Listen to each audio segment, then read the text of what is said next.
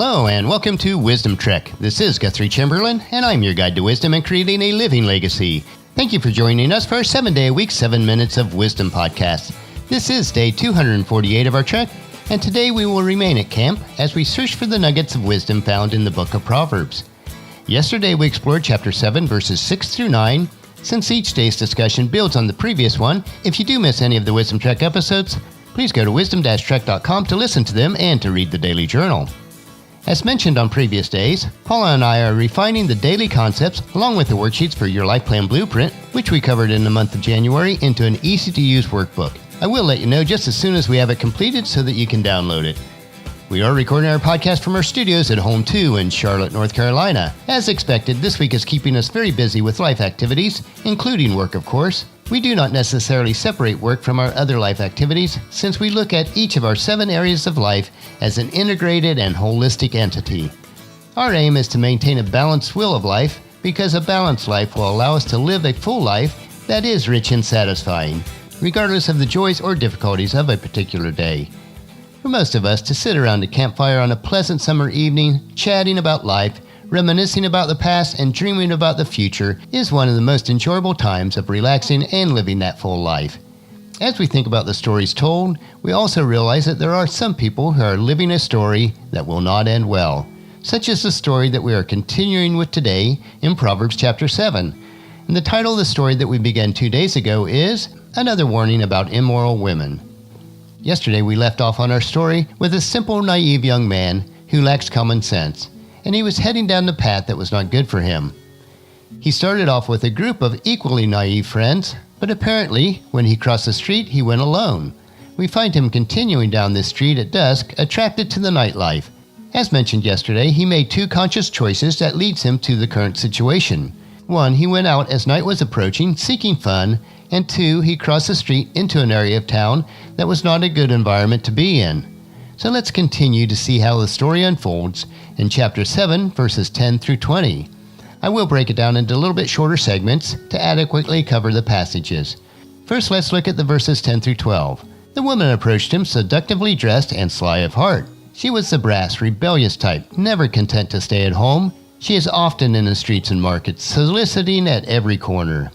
The description of these 3 verses would indicate that the woman knew exactly how to dress and act to attract young, naive men. She was probably very attractive and would easily catch the wandering eye of anyone in the area. It is also evident that this was not her first night on the streets. She was a professional at her craft. She had a rebellious heart, and a rebellious heart is the beginning of a wayward life. But let's continue on with verses 13 through 15.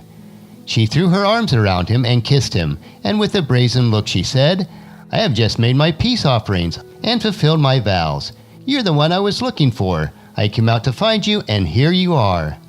This woman knows all the ways, both physically and with her words, to make herself very attractive to any man, but especially to young men seeking adventure and pleasure. This is compounded by the fact that this young man was simple, naive, and lacked common sense. But she flatly lies to him. She was not looking for this man, but for anyone who is naive enough to believe her lies. She attempts to make her lies more believable by tying religious acts into her preparations through peace offerings and vows. The man might have thought, wow, it must be okay, she is religious. Plus she was looking just for me. How foolish men can be at times when they think with their bodies and not their minds. She continues to seduce him in verses 16 through 20. "My bed is spread with beautiful blankets and colored sheets of Egyptian linen. I've perfumed my bed with myrrhs, aloes, and cinnamon. Come, let us drink our fill of love until morning. Let's enjoy each other's caresses. For my husband is not at home. He is away on a long trip. He has taken a wallet full of money with him and won't return until later this month." If there was any doubt in this young man's mind up to this point, she is making it very clear what her intentions are. Her bed was ready, she was ready, and there was no chance of them getting caught. She indicated that she was married, but that her husband would be gone for a long time. If she was paid for her services, she wanted the young man to know that she was available for many nights and that he did not have to worry about an angry or jealous husband finding out. What a dangerous trap is being set. If the young man were wise, he would flee as quickly as possible. This young man should have followed the advice of Paul in his second letter to Timothy, chapter 2, verse 22. "Run from anything that stimulates youthful lust. Instead, pursue righteous living, faithfulness, love, and peace. Enjoy the companionship of those who call on the Lord with pure hearts. Tomorrow we will discover the decision that this young man made. Was he in the wrong place at the wrong time? Certainly he was, but it was clearly because of the choices that he made before this. Yet, if he desired to, he could escape even at this point. Temptation to any type of sin can draw all of us in. As moths are drawn to the campfire, all of us are prone to be drawn to sin's fire. We must prepare in advance. We do not want to get caught in the flames of passion, drink, drugs, food, or laziness. Instead, let us pursue right living, faithfulness, love, and peace through the companionship of those who have the same desire.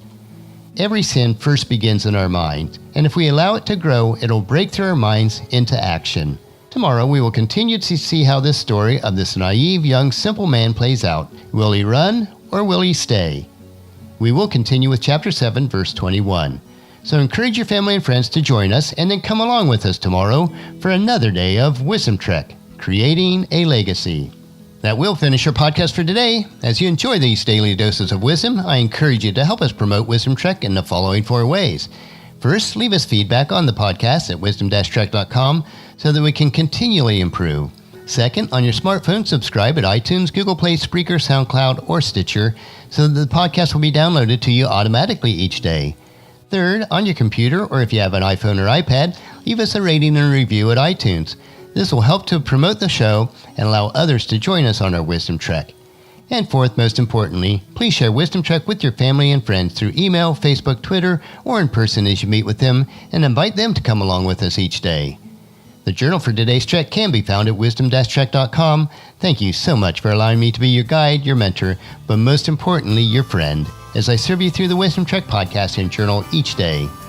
As we take this trek together, let us always live abundantly, love unconditionally, listen intentionally, learn continuously, lend to others generously, lead with integrity, and leave a living legacy each day.